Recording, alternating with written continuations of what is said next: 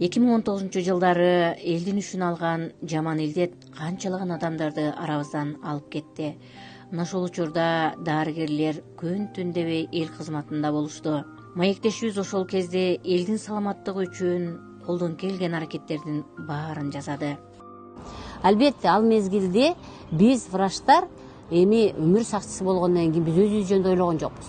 Ар бир адам өзүнүн ниетине эч кандай мен азыр ооруп калам, мага тиги адамдан жугуп калат, мен ооруп калам дагы мен тиги чыга албай калам деген ниетте болбой чыктык да биз врачтардын. Көп эле жок, мен оорубайм, мен оорубашым керек, мен деген ушундай кесипти тандап алдымбы, мен деген оорубашым керек деп ошондой ой менен эле чыктык да. Биз күнүгө ошондой ой менен турдук да. Кой эртең туруп, кой бүгүн кандай кылат экенбиз, бүгүн канча адам келер экен, бүгүн адам азаярбы экен ооруган адамдар деп.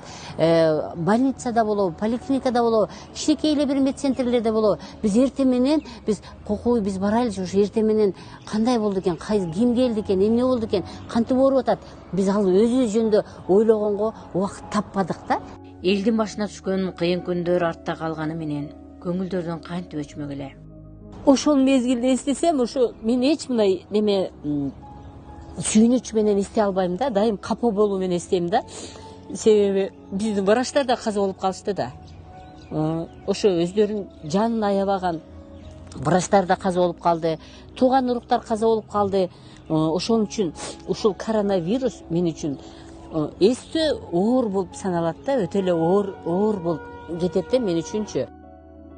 Жакшыларды биз күтүүсүз жоготуп, жанчылбады биздин канча жүрөктөр. Жаратканым, айтчы эмне үчүн? Жакшыларды жашырганды сүйөт жер. Жүрөктөр 100 жеринен тилинип, эсеби жок чейин жандан айрылдык. Көтөрүүгө бизге жеңил болбоду, башка түшкөн ошол кезде кайгыңды. Ооруганы жүрөгүмдүн кеп эмес, о эртеңки кандай болот тагдырың?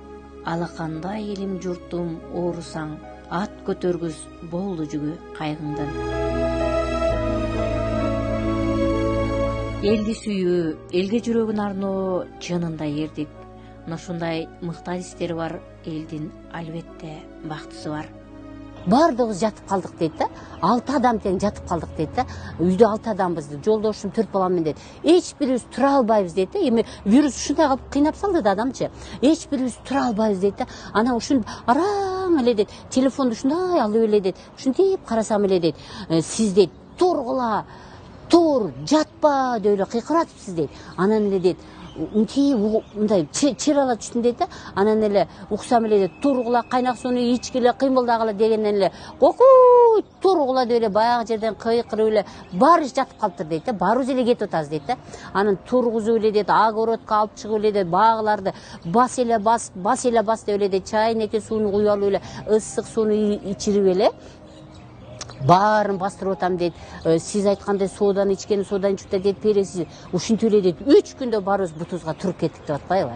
Анан ушунчалык дагы да айтам да, дагы ушу Кудайга чексиз шүгүр да, ушундай ушу кичинекей менин методум болсо дагы канчалаган адамга жардам берип, ошол адамдар ушул оорудан чыгып кеткенине мен өтө чоң Кудайга чексиз ыраачылык айтар элем да.